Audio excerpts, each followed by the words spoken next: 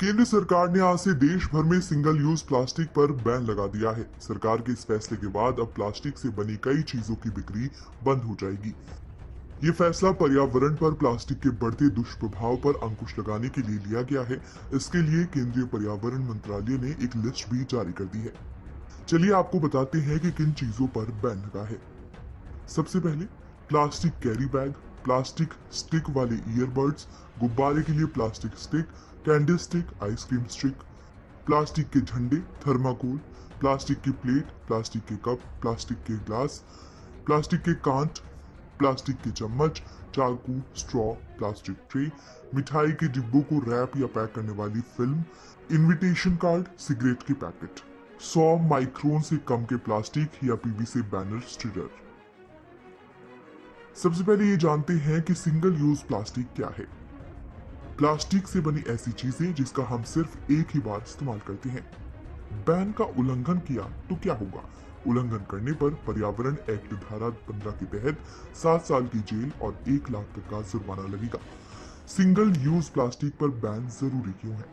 देश में प्रदूषण फैलाने में सिंगल यूज प्लास्टिक सबसे बड़ा कारण है। केंद्र सरकार के मुताबिक देश में 2018 से 19 में 30 लाख टन और 2019 से 20 में 34 लाख टन से ज्यादा सिंगल यूज प्लास्टिक कचरा जनरेट हुआ था। सिंगल यूज प्लास्टिक से बनी चीजें ना तो डिकम्पोज होती हैं और ना ही इन्हें जलाया जा सकता है, क्योंकि इससे जहरीले धुएं से हानिकारक गैस निकलती है। अब सिंगल यूज प्लास्टिक का विकल्प क्या है? प्लास्टिक के स्ट्रॉ की जगह पेपर स्ट्रॉ, बांस से बनी ईयरबड स्टिक, बांस से बनी आइसक्रीम स्टिक, कागज और कपड़े से बने झंडे, परंपरागत मिट्टी के बर्तन आदि का इस्तेमाल सिंगल यूज प्लास्टिक की जगह ले सकता है। ये बैन सफल कैसे होगा? एक्सपर्ट्स के अनुसार बैन तभी सफल होगा जब आम लोगों में जागरूकता होगी और इसकी जगह उनके पास दूसरे विकल्प उपलब्ध होंगे। दुनिया के किन किन देशों में सिंगल यूज प्लास्टिक बैन है?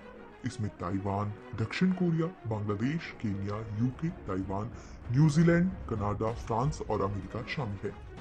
अगर घर पर इसका इस्तेमाल किया तो केंद्रीय प्रदूषण नियंत्रण बोर्ड के अनुसार घर से अगर सिंगल यूज प्लास्टिक का कचरा निकलता है तो 500 रुपए का जुर्माना लगेगा। वहीं अगर कोई संस्थान या कंपनी कचरा फैलाती है तो उसे 5,000 रुपए का जुर्माना वसूला जाएगा। लेकिन इन सब की निगरानी कौन करेगा? जुर्माना वसूलने का काम राज्यों के प्रदूषण नियंत्रण बोर्ड और पॉल्यूशन कंट्रोल कमेटी करेगी। वहीं फिलहाल केंद्रीय पर्यावरण मंत्रालय ने सभी राज्यों को अपने यहाँ सिंगल यूज प्लास्टिक के अवैध रूप से इसके निर्माण, जमा और बिक्री पर नजर बनाए रखने के लिए निर्देशित किया है। मंत्रालय ने फिलहाल एफएमसीजी सेक्टर को इस बैन से छूट दी है। तो उम्मीद है आपको सारी सवालों के जवाब मिल गए।